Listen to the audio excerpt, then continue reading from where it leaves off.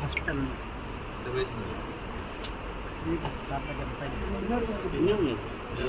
Okay sir ఉన్నారు sir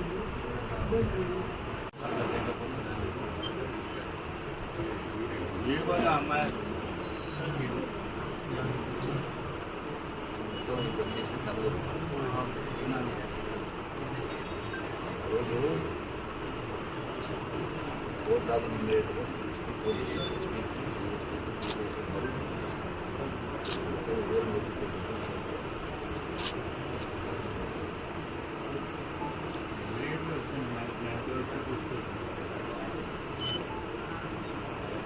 అది కూడా ఎవరికి సర్వే చేయడానికి పోతే వాళ్ళ ద్వారా తెలిసింది.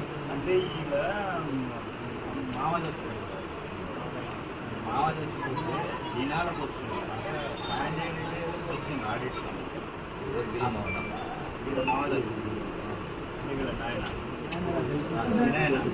అయితే ఏమైంది పాప వాళ్ళు వచ్చినప్పుడు అదే వీడియో రూపాయి ఖర్చు కాకుండా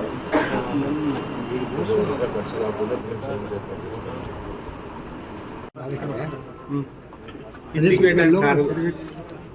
చెప్పండి.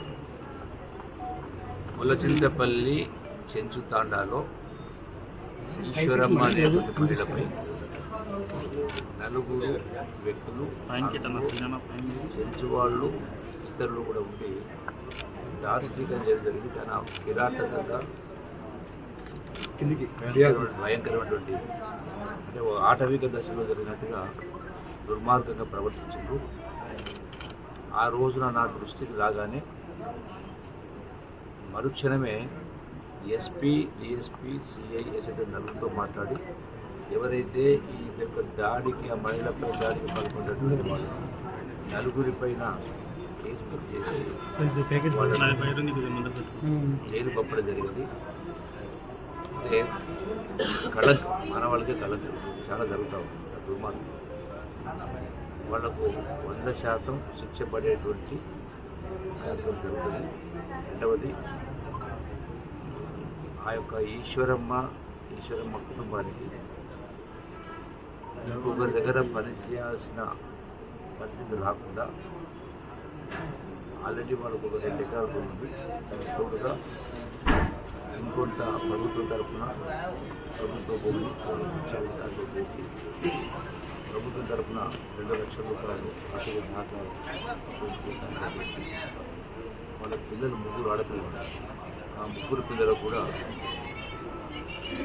వాళ్లకు చదువు విషయంలో ఈ యొక్క ప్రభుత్వ పరంగా రెసిడెన్షియల్ స్కూల్స్లో వాళ్ళకు చదువు చెప్పి చేసి వాళ్ళకు ఆర్థిక భారం పడకుండా అన్ని విధాల ప్రభుత్వం వాళ్ళను ఆదుకునే కార్యం చేస్తూ వాళ్ళ కాళ్ళపైన వాళ్ళు నిలబడే విధంగా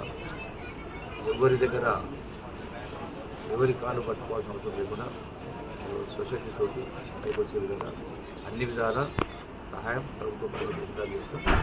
వ్యక్తిగతంగా కూడా అమ్మాయిని చేస్తాం. అదేవిధంగా పాల్గొంటారు తెలుసు. ఇటువంటి దారుణాలు ఎక్కడ జరిగినా జరిగినా ఖచ్చితంగా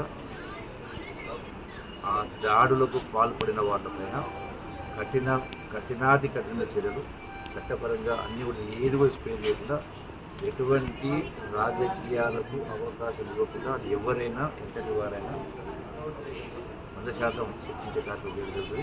ఇందులో ఎవరైనా కూడా ఉపేక్షించేటువంటి సమస్య ఉండదు. ఆ కుటుంబాన్ని ఆదుకుంటున్నారు.